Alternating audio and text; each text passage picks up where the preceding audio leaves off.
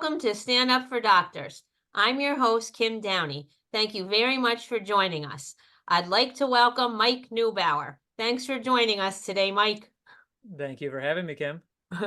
Sure, I'm so happy to have you. And actually, I usually start by saying how we met. And our story, I'd call it like a domino reaction story.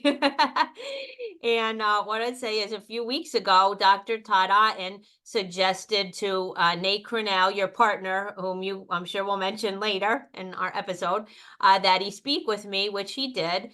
And then Nate suggested I reach out to you as your story is amazing. And I did. I sent you a message, and then you ended up listening to my story and you did a bit of research. And then you wrote that powerful article, and this was all in one day, all the same day. Yeah, And by way of introduction, Nate is a wealth expert for physicians and co founder and CEO of Grand Vision Capital Group. And actually, you're my first guest who is not a physician. So congratulations on that designation. thank you. I do So hold a paramedic license, so at least I got a little tiny piece of exactly, medicine. exactly. Yeah, and me as a PT, and I used to be on Yeah, the ambulance corps in high school, so we definitely have that in common. And today we're going to be talking about Mike's story and the article he wrote, Behind the Smile, A Grateful Patient's Insight into Physician Burnout, and the Physician Financial Summit coming up this March in Chicago, which he is sponsoring with his partner, Nate. So what would you most like our audience to know about you as we begin our discussion today, Mike? yeah. I think even probably you don't know most of this stuff about me, so I'll just kind of share my personal, story. But I think the most important thing to know about me is really just kind of about my wife and I both.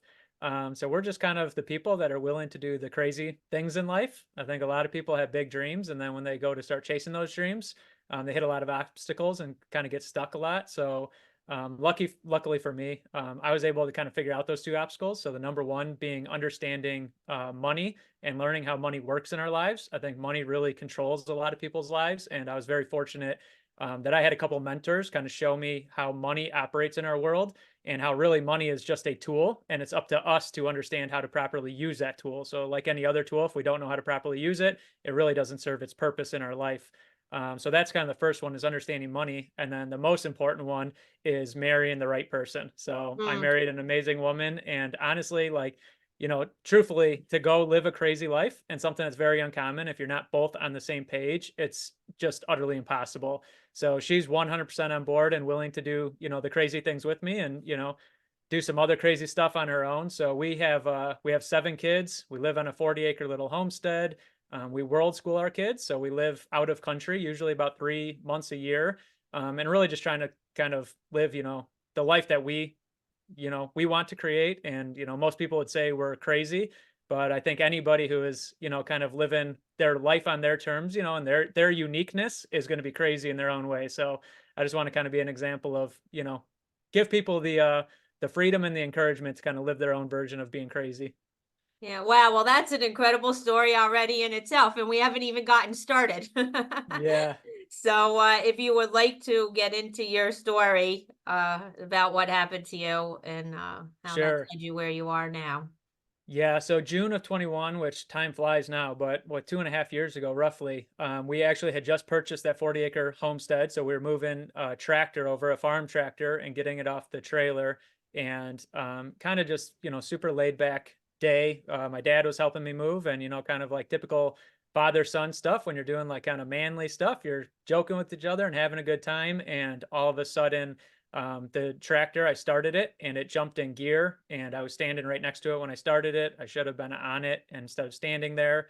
But same thing, was just kind of, casually going about our way. And next thing I knew, I was laying under there. The back tire had went over my pelvis, crushed my pelvis, and then I don't know exactly how it happened, but my right hand got stuck somewhere, so it ripped off my right hand, and my hand was kind of just not totally amputated, but Right. basically looking back the other way at the bones, and stuff. So very quickly, yeah, from like a fun day of moving to the new house and getting all that stuff, and next thing you know, I'm laying in the street, cars driving by, and thinking like, this is it, this is where it all ends right here. So that was pretty wild, day. And I was a paramedic, full-time firefighter paramedic at the time. I had just gotten off shift the day before. So I've been in those situations a lot. and the biggest thing laying there is I just wasn't sure if I could fight if I was paralyzed. Like I didn't know if I Right. had the willpower. And Mhm. very one time in my 15-year career, we told somebody to wiggle their toes, and they thought they did, and they weren't moving. And it's only happened once. Every other time in my career, they it always worked like it was supposed to.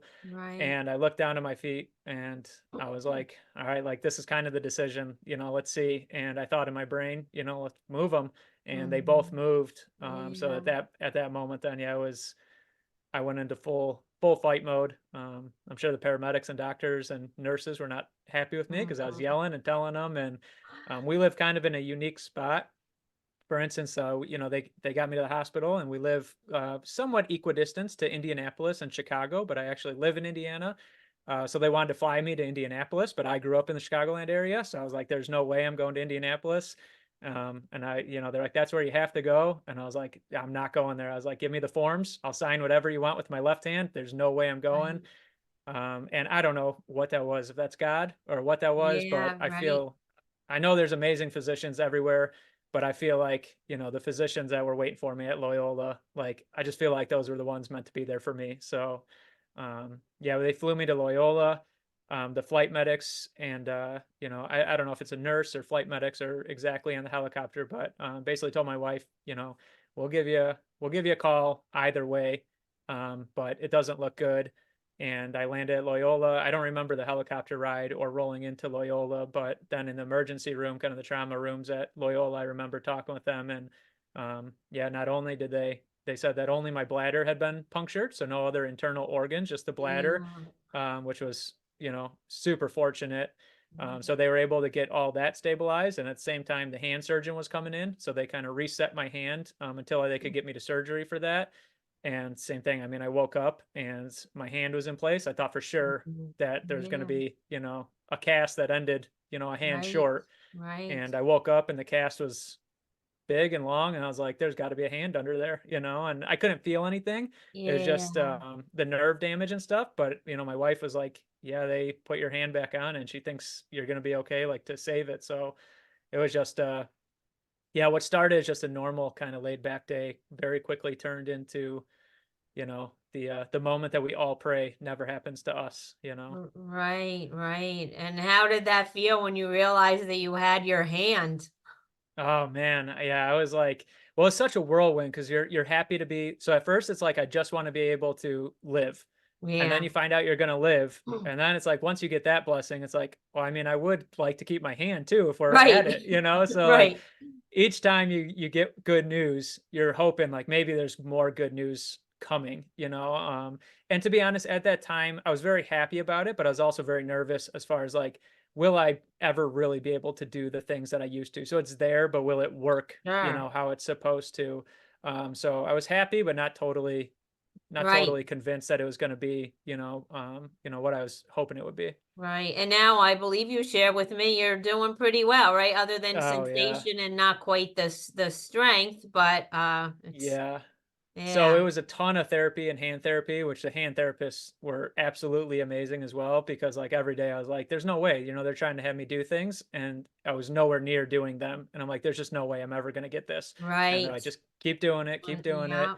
And now, yeah, I've pretty much gotten, a majority of the function back as far as like regular day-to-day activities. I mean, it takes a while to teach yourself to brush your teeth with your left hand, Yeah, but now right. I've done it so much that I don't know any different. I grab it with my left hand, and so Right. my right hand works, well enough to do day-to-day stuff, and now my left hand has picked up the slack enough that it's pretty much normal to me Right. now. And they had hope for you when you might not have had the same hopes for yourself, right? And that Oh you could yeah. borrow their perspective and Yeah, that makes all the difference, right?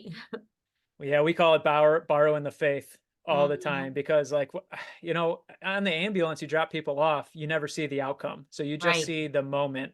So you're totally relying on the faith of the physician that they've seen this before, they've seen it Yep. work, they have the Yep. confidence that's going to be okay. Same with the hand therapist. They're like, I'm telling you, you just got to keep pushing, keep going. And I'm like, man, as much as I think this is no way it's going to work, you just got to trust that Mhm. they know better than I do. So, Right, right. And if you wanted to speak a minute or so about then your legs and rewalking, learning to walk again and how yeah. long that took in that process. I mean, that was super scary, and, my grandma brought her walker over for me and her cane when she had her hip replaced, and, I felt like an old person, and my grandma's stuff was, like, all purple, so I'm walking around with a purple cane, um yeah, I mean, I was just so happy. So they wanted me to go to a nursing home for a rehab, and I was just adamantly against a nursing home. I didn't wanna be the young person stuck at the nursing Mhm. home. So we ended up working out something, and we went and stayed. My wife and I stayed with my dad. My cousin took our at the time, we had 6 kids, so my cousin took our 6 kids and basically let them live with her for a month, and then I Mhm. stayed at my dad's. So my stepmom, my dad, and, my wife basically kinda rehabbed me, and then we had therapists come to the house, and then, it was Mhm. about 3 months roughly laying in bed, and then starting to do kind of physical therapy while laying in bed, and then I was able to get to a wheelchair and kind of, sitting exercises, and then, yeah, that first time, therapist said, like, "Tomorrow when I come, we're standing up." And Mhm. I mean, it's just yeah, I mean, you don't even know how to put it into words to like, it's such a contradictory feeling because it's like I should be able to stand up. I'm very excited because I used to do it my whole life, Right. but at the same point, it's like, I don't know if I can do this, like, Yeah, is everything gonna fall apart when right. I stand up? And, so that was definitely a monumentous day for me, is standing that first time. And then we slowly transitioned, to, a few steps, and then the walker and the cane. And, I mean, the most powerful thing for me was I love skiing, winter skiing, and I go with my Uh-huh. kids every year. And that was like the one thing I just did not want to give up. So last year, we went skiing down a mountain, and I had the kids, and that was like overcoming. That was a true triumph of like, I Yeah, made it, yeah, and yeah, I just sat down, and like, I have my goggles on, and I'm sitting there crying, and, like, yeah. I can't believe this. And my daughter, who's 12, she's like, "Dad, get up. People are looking at you." I'm like, "Just give me Yeah, a minute." yeah. Like, like, you don't understand. This is 2 years of like, Right. And you're we like, I finally made made it. it. So, Yeah, that's incredible. It's so inspirational. yeah, thank So, you. then we could speak if you wanted to speak a little to then the next part we were going to talk about is that article you wrote the day you we connected first connected and how that came about. Yeah, so I mean, I've had these thoughts, and I think I talked to you a little via text message. I've had these thoughts, and like I don't know, like I truly love the physicians for what they did. I don't even know them that well, but it's just like they gave me a gift that nobody else in that time could. So you have these thoughts, and you want to share them, but you don't really know how to put your thoughts into words properly. And I don't know, it's probably all part of the healing process as well. Um, but I've always been in business. I've always been in finance, which it very much has that same drive and financial push and stress. And they call it like the hustle culture and that grit, where you just get it done. You keep pushing forward. So like that burnout feeling I can relate to, where you're chasing something, and once you achieve that financial goal, it doesn't feel like life gets any easier. It feels like, man, now I got to get to that next level. So I could relate to that burnout. But then, when I was talking with you, and like you shared your story of going to sea, that was the first time where you realize how deeply that burnout can affect somebody. And I think the difference in the physician world is that it's a lot of emotions tied to it as well. They're seeing everybody in their worst time. So they have that hustle, that push, that grit, but they're also dealing with very emotional stories day in and day out. For us, it's just one time we're in there, but they see me and my story and your story, patient after patient after patient. So not only are they physically exhausted, they're emotionally exhausted, they're mentally exhausted, and there's not a lot left when you're working that hard and pushing that hard. So yeah, it just kind of hit me. I never really I've only known ER docs, dropping people off in the Right. emergency room, and it's Yeah. kind of that same fast-paced culture, and you're in and out, and they're fast-paced. And I never really had a moment until you kind of shared your story to sit and like truly let those thoughts, fester, and realize, how big of a problem it is. We Well, talk, and that was incredible because that's before we spoke because we just spoke like a week ago. It was I think you watched the introductory episode to my yeah, podcast, yeah, yeah, right? that was where your story was. Yeah, And then, yeah, yeah. and then it was the same thing that you said it changed the trajectory of your whole day, and you felt like you had it, to, just write something down about it. So I'm gonna try to read like one paragraph from your article. And it said, "We as patients never see the struggle behind the scrubs. You manage to put a smile on each time you walk into the room, and you manage to put aside all burdens when it is time to go to work. At the end of the day, we truly take for granted that we have life saving medical care available to us 24 hours per day. No matter when our life's worst moment strikes, you are there. I don't know what the future looks like in medicine, and I don't have the answers for the burdens that physicians keep behind their smiles, but I do know that we need to do something. I need to do something." And so we both share in that. So I don't know if you wanted to speak a little more to what you wrote in the article. Yeah, it's just been kind of a wild journey. You mentioned that Todd Otten had kind of been the conduit for us getting to know each other, and him sharing his stories as well as kind of like, he chose to write a book with a patient, but that's the same thing as when he's sharing a story. We don't ever see that behind the scenes. He would talk about what he was doing from patient to patient. He'd stop in, have pounding headaches, he'd need some oxygen to get through the Mm, day, and like those types of things that we just never see on the other side. And I mean, honestly, my grandma goes to the University of Chicago. My wife has some medical issues. I mean, every time these doctors walk in the door, it's like a smile on their face and they act like mhm, everything's great, but then you kind of see behind the scenes and you get to know some of the physicians on a deeper level and they open up a little and you just see a world that the patients never recognize. We don't know that world exists. We think that we're there for 20 minutes and that's it. So it's been, yeah, I mean, when my accident happened, I had to leave the firehouse. I wasn't able to go back. So I think that was like the hardest thing for me. And I feel like it's finally come into a culmination, but I've always been a go-getter. I've always had a new mm, dream to achieve, a new goal to go after. And laying in a bed, you're stuck, with your thoughts and not much ability to take action. And I just didn't really know because, like, in that moment when my accident happened, I knew that my identity as a firefighter was gone. That was not right. coming back, but I also, so I knew I had to re-identify and do something. There had to be a new purpose, and it was just trying to figure out, like, what is that purpose? What does life look like now? Mm, I felt fulfilled as a firefighter. So now what do I do, for kind of my life's mission? So um mhm. yeah, I think it's just all kind of culminating over the past 12 months of finally taking shape and showing what, the future mission involves. Right, right. Well, interestingly, so we'll get to the Physicians Financial Summit in a minute. I shared some of that. I left my job as a physical therapist among my health challenges, and I've had the same, thoughts like, well, what am I if I'm not working as a physical therapist? Who am I? Yeah. And I had some struggles with my health challenges as well. And I don't know, are you familiar with the book, The Gap in the Game? I am not, but you made me buy that other book, Daring Greatly, so Oh, I'm gonna did be oh, buying okay, that all one. right. That Well, here's another one for you by Dan yeah, Sullivan, The Gap in the Game, and I actually, have heard of that one, and but I Dr. haven't read Michael it Hirsch, or my physician coach, he had told me about this book. So I'm going to read you like a paragraph, and if you want to speak to it, fine. And if you don't, then let's just move on to the financial summit. But what I'm curious is, there's a paragraph in here. It says, "This is how you know someone has healed from trauma. They genuinely view their past experiences as a gain. They can honestly say they're grateful for the lessons they learned from them. They're no longer incapable or worse off because of any experience they've had.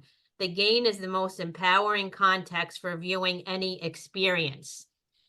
And I yeah, was wondering if you can say you're there yet, or you're in the process, or you're not sure if you'll ever get there. What would you say? yeah, I am 100% there. So I've never heard that, but it's pretty wild because I'm much more there than most of my family and my friends. So I see people and they still bring it up, and they a lot of times, and it took me a while to put these thoughts into words and understand what I was feeling because I never felt like it was a mistake. I never felt like I always felt like there's got to be a purpose. There has to be. I don't Right, know what it is. But right. and I can't say, like, there was definitely moments of depression too, of Sure. it was like back and forth. But I come from very much a believer background, Hmm. and a lot of my friends would say, like, the devil, will do these things, and like at first I kind of accepted that, and then as I healed and understood, this is kind of what I came up with. I said, I don't think that had anything to do with the devil, you know, and you could put in whatever background, Sure, you know, you have, but sure. I don't think it was anything to do with that. I think the devil was already winning. I think I wasn't on the right course for what I Mm, have to give in this world. mm, And I think that was God's way of like a slap upside the head of saying, this mm, isn't going to be a fun lesson, but you need to learn this lesson to get on the right path. And there's more to this world than basically, you know, taking mm. care of what you're doing now. I have a greater purpose, and you're not following this greater purpose yet. So I feel like I could not have been put onto that path without the huge lesson Right, that my accident, you know, something as big as my accident had to be right, there to be right. that learning lesson. Well, that's beautiful. I mean, mine wasn't as physically traumatic in most ways than as yours was. But actually, my physician coach, Michael Hirsch, got me to realize like, oh, that had to happen for all this to happen. And similarly to you, if we were meant to do something and if all those other things didn't happen, I wouldn't be doing, what I'm doing either. Yeah. But Yeah, so that, I'm not like a huge Tony Robbins type guy, okay, but I did see him talk the one time, and that's what he said. He said, "Stop saying this happened to me. Say this happened for me." And right. it's like just that simple change of words is like it does help you actually look at life just a little different if you just accept maybe this is happening for me. Maybe there is a reason that this is Right. happening. And if I have that awareness and I open my eyes to it, I'm much more likely to see why this is happening than if I just say, this is terrible, it's happening to me. And I don't open Right. my eyes to what opportunity may be presenting Right. itself. 100%. That's really huge and can impact many people, not necessarily that have had, physical trauma, right? So, Yeah, for yeah, sure. thanks for sharing that. So let's make sure that we have some time here to talk about the Physicians Financial Summit coming up in March in Chicago. So go ahead and tell us about that.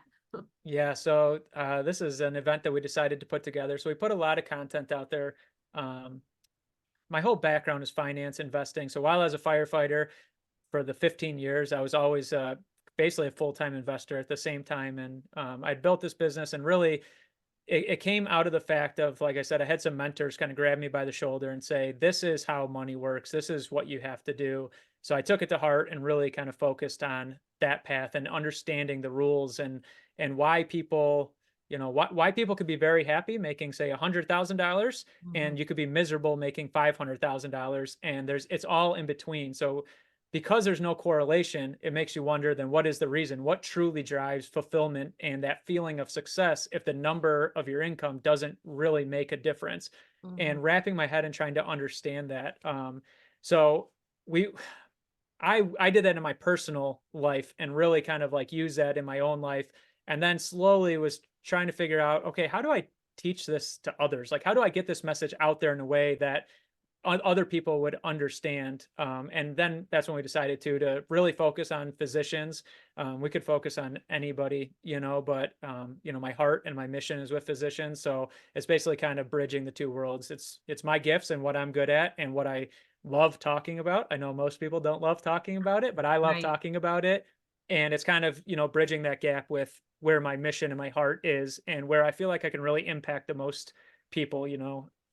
So we put this event together basically, and we're going to be kind of Sorry, when you say we, did you want to tell the audience just a bit about Nate, about your partner? yeah, yeah. So we run an investing company outside of this, and we work with, you know, a number of investors, and we invest in multifamily real estate, and we do, you know, different things like that.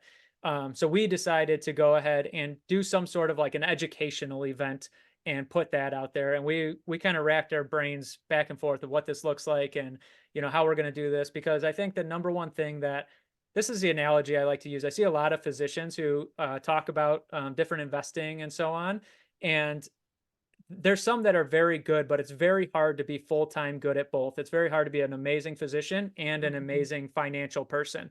And I just think a lot of like, if I had a medical question and I needed the absolute best in the medical world, I would not go ask my banker. I would find a physician and get the answers from them. So we wanted to present it in a way that was kind of special for physicians, but still brought in financial experts that they live and breathe all day, every day.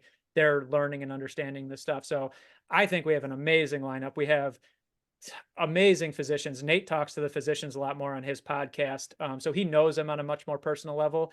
But we basically have kind of an amazing group of physician speakers coming, and they're going to share their story and kind of they're going to be I use the analogy, if you walked into a physician's office and he said, you have cancer, we're going to treat it, we're going to take care of it. And you said, how many times has this worked before? And he said, you're the first one. You just don't have that belief that it's truly going to happen. So we're bringing in amazing physicians that are kind of that shining light of an example of like, this is possible. You can be a physician and be wildly successful in life, whether that's just the most amazing mother, the most amazing entrepreneur, whatever it is. You can be a physician and be extremely successful in following whatever your heart's passion is. And then we also have speakers coming that are, like I said, just financial experts. So they're not really the motivators, they're the how to. What do I do? How do I do it?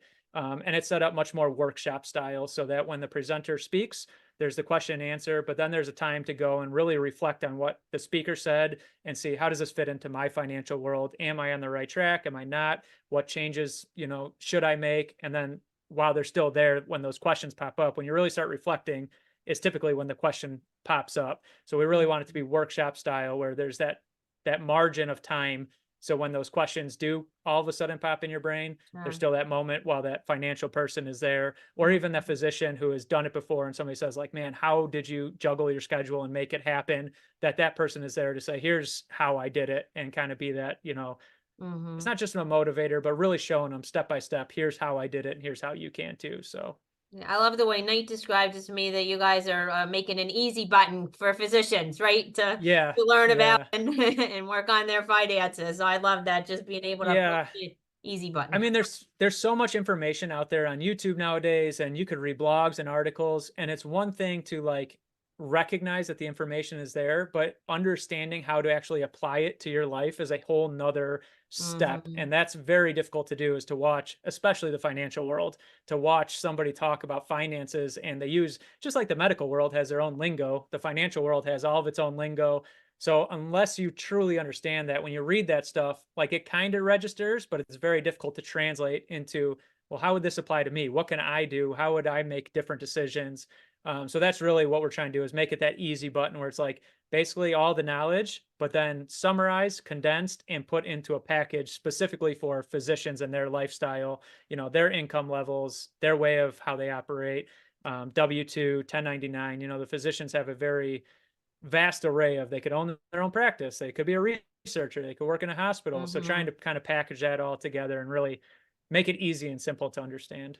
Well, that sounds fantastic. I wish I was going myself, because Todd Otten's going to be there, Dr. Todd Otten, right? And you Hey, and Nate, come I on love out. you guys. Come on out. We'd love to have you. So, why don't you tell us more of the details, like the dates, how many days is it, how people can find you if they are interested in attending, what's the next step, that kind of stuff. Yeah, so the dates, it's in Chicago, right outside of O'Hare Airport. So if you had to fly in, you would fly into O'Hare, and it's right near there. And then the dates are March 9th and 10th. So it's a Saturday and a Sunday. And then it's going to be 9 to 5 on Saturday and Sunday.